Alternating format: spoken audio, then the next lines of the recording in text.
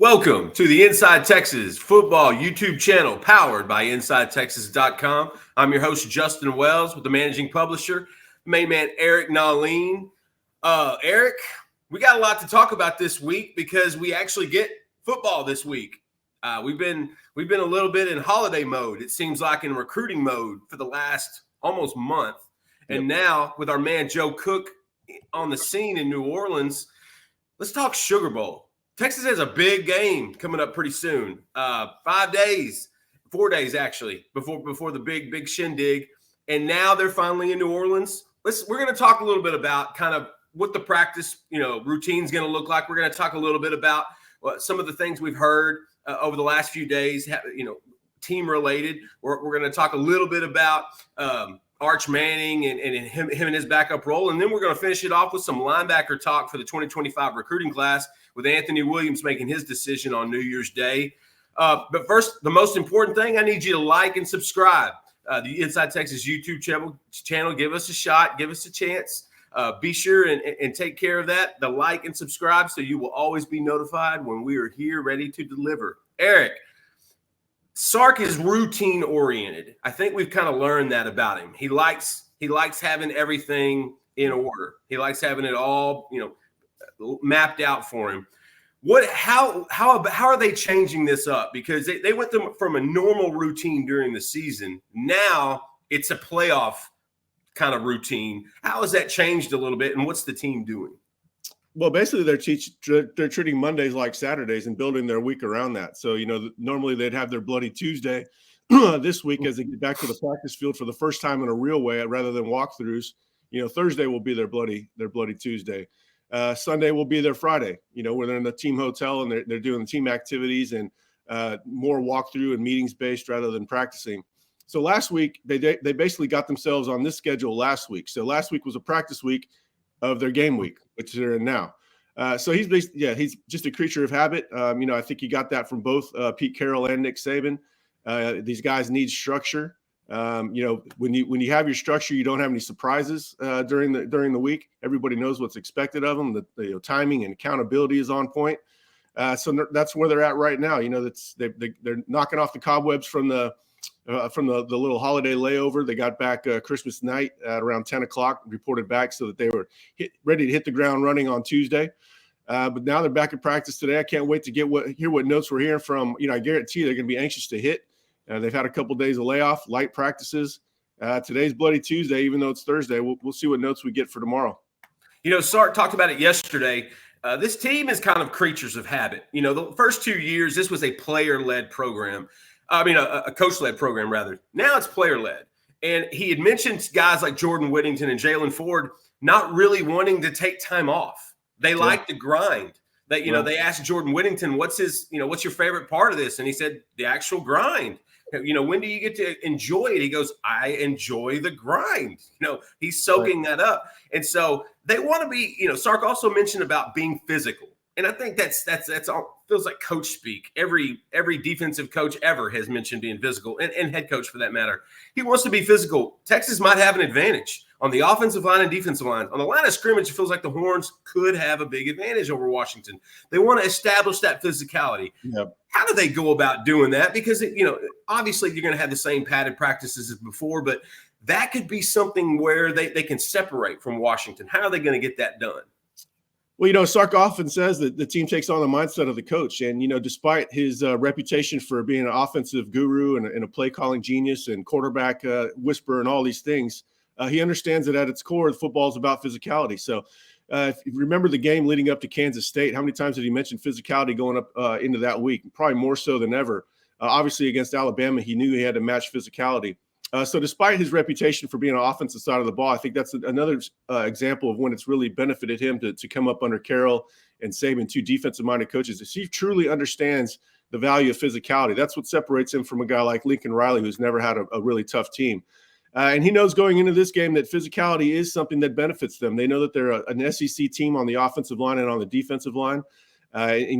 Washington has a very good offensive line, but they have not seen the animals that Texas has up front. And so I think he understands that that's a big advantage. And if they do play physical up front, you got to like Texas's chances, especially running the ball. If they run the ball well through a physical running attack, it's going to set up Quinn Ewers for a lot of success. So at its core, he understands where the game calls. Everything else is bells and whistles. Yeah, and it's unique because there's so many other factors but that we're going to get to. But also, we want to take this time real quick to let everybody know about Andre the Lawyer. The man, Andre the Lawyer. You got to call him, 214-444-8808.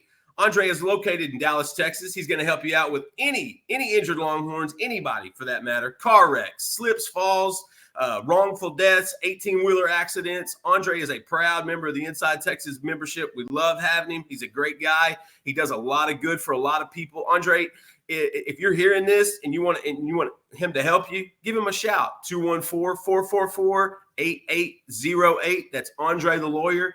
Give him a shout. Give him a chance. We got a backup quarterback now, Eric, that's not named Malik Murphy. And for the most part, I think, Malik was the backup for majority of the season. We do know Arch got some run with the twos during a good chunk of the season. He's prepared. We know that. I don't know if there's been a guy that's arrived in Austin more prepared at the quarterback position than Arch Manning was in January. I mean, the kid is bred prepared. That's just sort of how it works. A handful of the area Austin news channels went to go see Nelson Stewart yesterday, the head football coach at Isidore Newman down in New Orleans, Arch Manning's head coach. And he starts telling all the stories that the Inside Texas readers have actually already heard and read about the playbook, the numbers, everything that was similar, all gas, no brakes. Arch Manning is now the backup. He's getting a little bit more of attention because he's coming home. He's actually going to get to play in the dome in his backyard. How significant is it that he is prepared, he is ready, and if something were to happen, God forbid, with Quinn, how comfortable would you be seeing number 16 trot out on the field?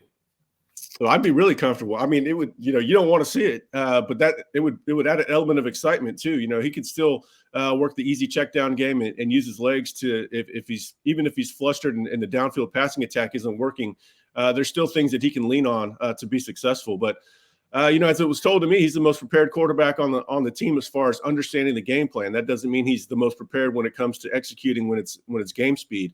But as far as understanding the checkdowns and the progressions of the passing attack, he knows it better than anybody in the classroom. And he prepares like you'd expect with that last name and who his uncles are and who his grandfather is.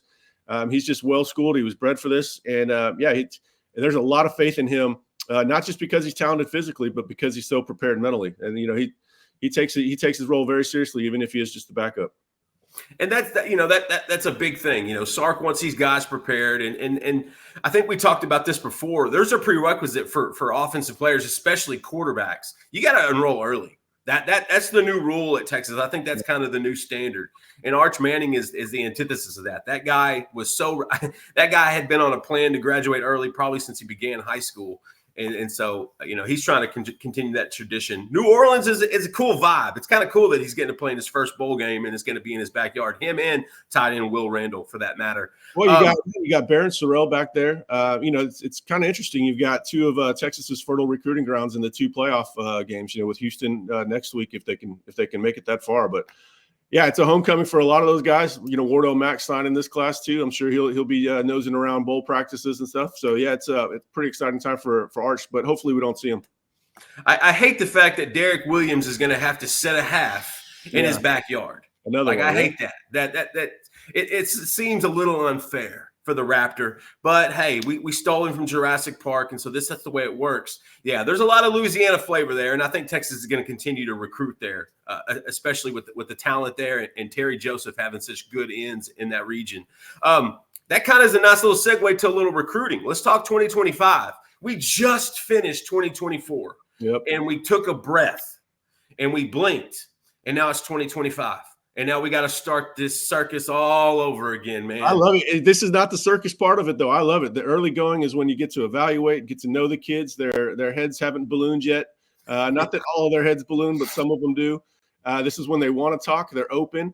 The information that you gather in these early months is very important to helping you put the picture together later in the year when they're not quite as expressive. They're not quite as open with reporters.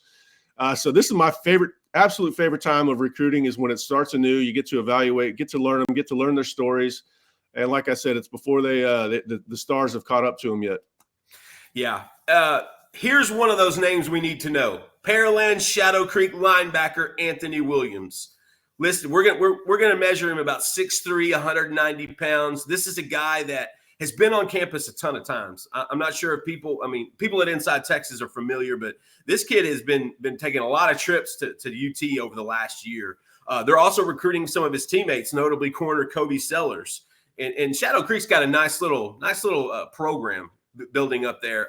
Since they took over in that area, in that region, Anthony Williams would be a good get. He's going to decide on New Year's Day. He decided he doesn't want recruiting reporters to have a day off. He decided New Year's Day sounds like a good time.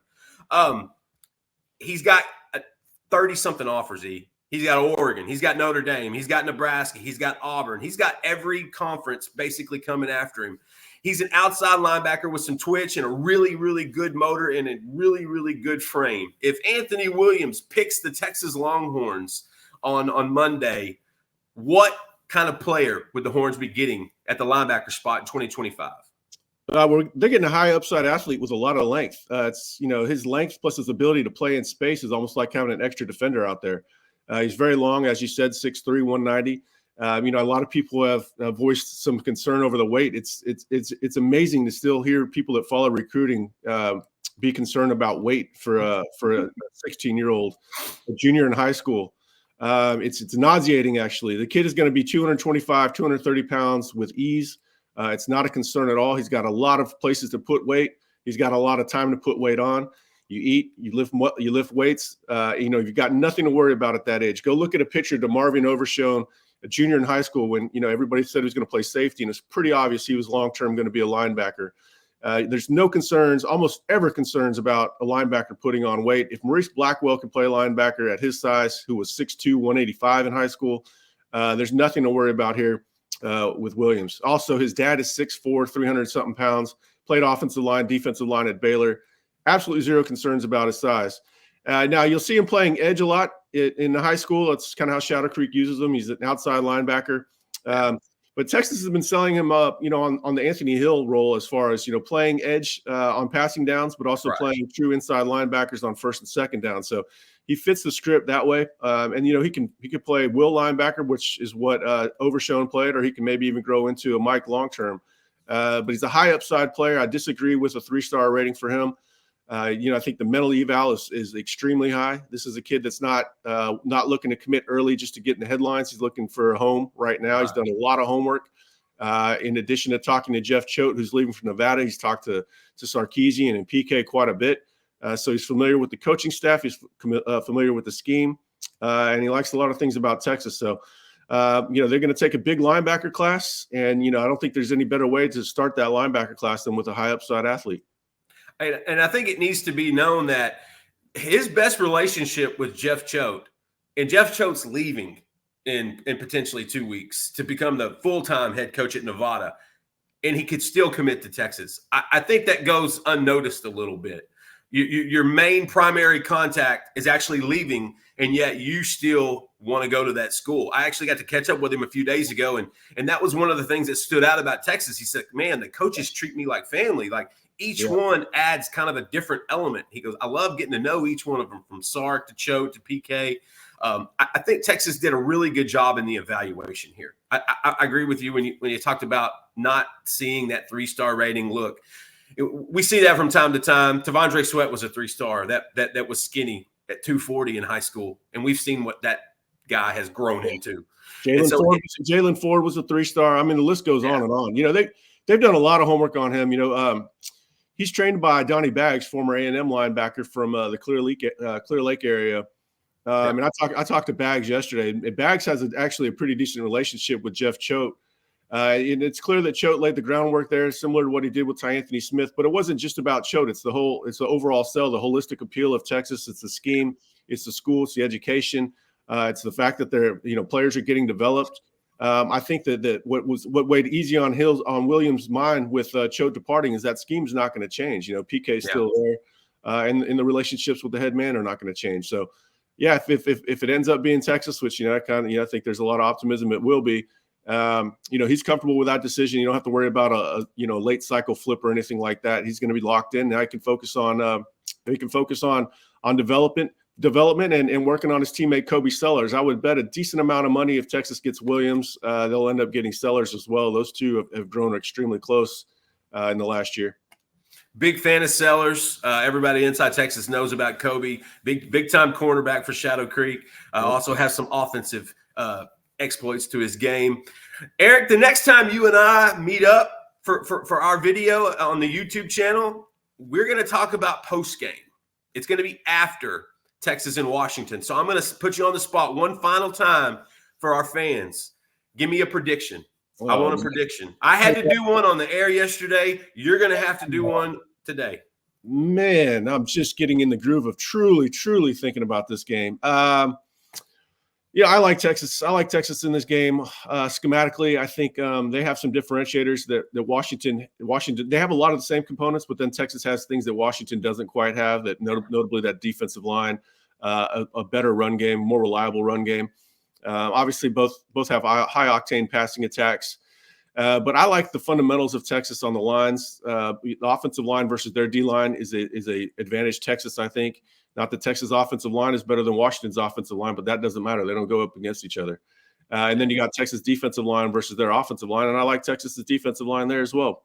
So I think the game's going to be made maybe a little bit easier for Quinn than it's going to be made for Penix. So that's advantage Texas.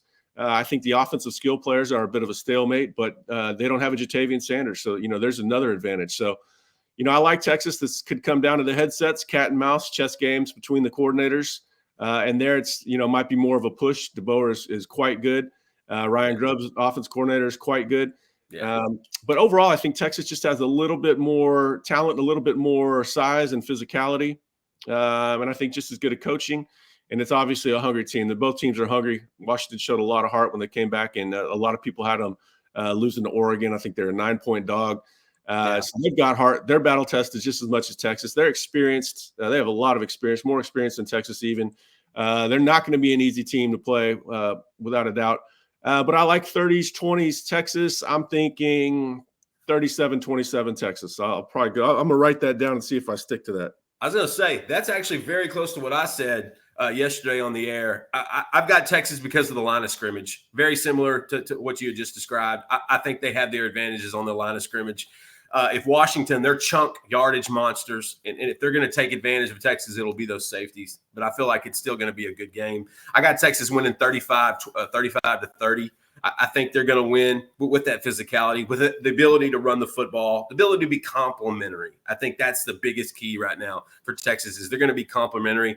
It's going to be a shootout. I think Alabama and Michigan's going to be a slobber knocker. Like, it's going to be a 3 yards and cloud of dust type game, 13-10 type score.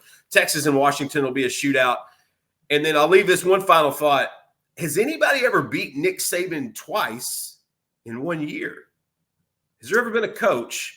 And that's going to be something for our readers and our listeners and our viewers to think about. We'll touch on that again. Be sure and check in the Inside Texas YouTube channel powered by InsideTexas.com. Please like it. Please subscribe. Please hang out with us. Come see us at InsideTexas.com. This really is a lot of fun. This is the best time. We just wrapped up 2024 recruiting. We were already getting smack dab in the middle of 2025. They've already got 3 commits. They're looking to add a number 4.